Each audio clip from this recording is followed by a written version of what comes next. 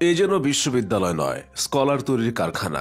United স্টেটসের 8 জন president, 158 জন Nobel বিজয়ী, 10টি অস্কারপ্রাপ্ত অভিনয় শিল্পী ও নির্মাতা, 48 জন পুলিৎজার বিজয়ী সাংবাদিক, 108টি অলিম্পিক মেডেল এবং পুরো দুনিয়ার 62 জন বিলিয়নিয়ার এই বিশ্ববিদ্যালয়ের প্রাক্তন শিক্ষার্থী বা অ্যালামনাই।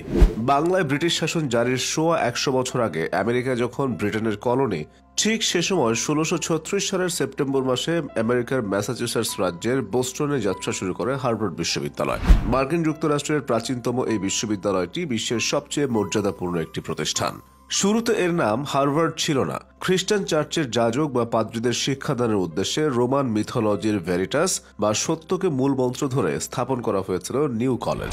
এই নিউ কলেজেরই একজন ছাত্র ছিলেন জন হার্ভার্ড, যিনি পরবর্তীতে চার্লস টাউনের মন্ত্রী নির্বাচিত হন। 1638 সালে মৃত্যুর আগে জন হার্ভার্ড তার সম্পদের প্রায় অর্ধেক $799 এবং 4 শতাধিক দুর্লভ বইয়ের বিশাল সংগ্রহ ভাণ্ডার নিউ কলেজের জন্য দান করে যান। পরবর্তীতে 1639 সালে জন হার্ভার্ডের নাম অনুসারে নিউ কলেজের নাম রাখা হয় হার্ভার্ড কলেজ। অষ্টাদশ শতকে এর পাঠ্যক্রম এবং ছাত্র সংগঠনগুলো ধর্মনিরপেক্ষ হয়ে ওঠে।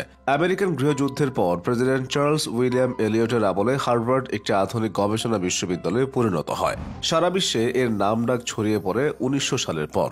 কালের পরিক্রমায় প্রায় 400 বছরের টাইমলাইন পেরিয়ে উচ্চশিক্ষায় উচ্চমানের জন্য সেই হার্ভার্ড কলেজই হয়ে ওঠে সেরাদের সেরা হার্ভার্ড ইউনিভার্সিটি।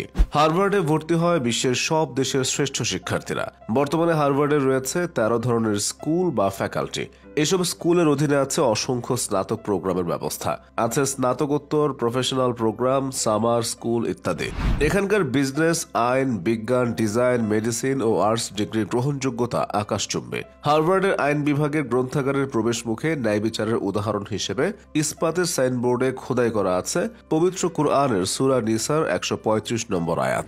তবে এই বিভাগগুলোতে ভর্তির সুযোগ অবারিত নয়। সেরাদের সেরারাই শুধু এখানে ঢুকতে পারেন। প্রতি 100 জন আবেদনকারীর মধ্যে কেবল 3 জনের ভাগ্যের শিকে ছিঁড়ে, অর্থাৎ আবেদনকারীদের মাত্র 3% ঐতিহ্যবাহী এই প্রতিষ্ঠানে পড়ার সুযোগ পান। এই বিশ্ববিদ্যালয়ে পড়তে হলে ছোট থেকে পড়াশোনা এবং অন্যান্য দক্ষতায় উজ্জ্বল হতে হয়। মাধ্যমিক পর্যায় থেকেই একজন শিক্ষার্থীর ফলাফলটা তাই গুরুত্বপূর্ণ। উচ্চ মাধ্যমিকে 85% বেশি স্কোর না থাকলে এখানে ভর্তি হওয়ার চিন্তা না করাই ভালো। আবার কেবল একাডেমিক ফলাফল নয়, বিশ্ববিদ্যালয়ে ভর্তির যোগ্যতার স্যাট পরীক্ষায় 1200 থেকে 1580 নম্বর থাকতে হবে। স্যাটের বদলে এনসিটিতে অংশ নিলে তার স্কোর তুলতে হবে 33 থেকে 35। ইংরেজির দক্ষতা পরীক্ষার টোফেলে স্কোর থাকতে হবে ন্যূনতম 100। দ্রুতগতির ইংরেজির জবাব দিতে হবে চোস্ত ভাষায়। আর ভর্তির আবেদনে নিজের সম্বন্ধে 400 থেকে 500 শব্দের মধ্যে একটি রচনা লিখতে দেওয়া হয়। সেখানে নিজের স্বপ্ন, আকাঙ্ক্ষা থেকে শুরু করে জীবনে কি করতে চান, হার্ভার্ডের ডিগ্রি স্বপ্ন পূরণে কিভাবে কাজে লাগাবেন তা অত্যন্ত যৌক্তিক বিন্যাস সহ তুলে ধরতে হবে। রচনা লিখতে হয় আরো 2টি। পড়াশোনার পাশাপাশি আর কিসে আগ্রহ তা তুলে ধরতে হবে, কারণ হার্ভার্ড একাডেমিক ফলাফলের পাশাপাশি গুরুত্ব দেয় সহশিক্ষা কার্যক্রমেও। একজনের শখ কি, পছন্দের কার কি, ব্যক্তিগত চরিত্র বা অভিরুচি কেমন, হার্ভার্ড কমিউনিটিতে তিনি কি অবদান রাখতে পারবেন সেগুলোও জানতে চায় বিশ্ববিদ্যালয়টি। নতুন আইডিয়া কিভাবে দেখেন, সহজে মিশতে পারেন নাকি, দলগত কাজে কতটা দক্ষ, নেতৃত্বের দক্ষতা কতটুকু, সেগুলোও বিবেচনায় নেওয়া হয় ভর্তির সময়। তথ্য প্রদানের ক্ষেত্রে কোনো মিথ্যার আশ্রয় না নেওয়াই শ্রেয়তর, কেননা আবেদনপত্র যাচাইয়ে হার্ভার্ডের আছে আলাদা কমিটি। কেবল মেধা আর যোগ্যতায় শেষ মাপকাঠি নয়, সেখানে পড়তে হলে বিপুল পরিমাণ টাকা কড়িও থাকা চাই। 4 বছরের স্নাতক কোর্সেরই লাগবে $60,000 থেকে $70,000, অর্থাৎ 75 লাখ টাকারও বেশি। তবে বৃত্তি বা স্কলারশিপের সুযোগ আছে।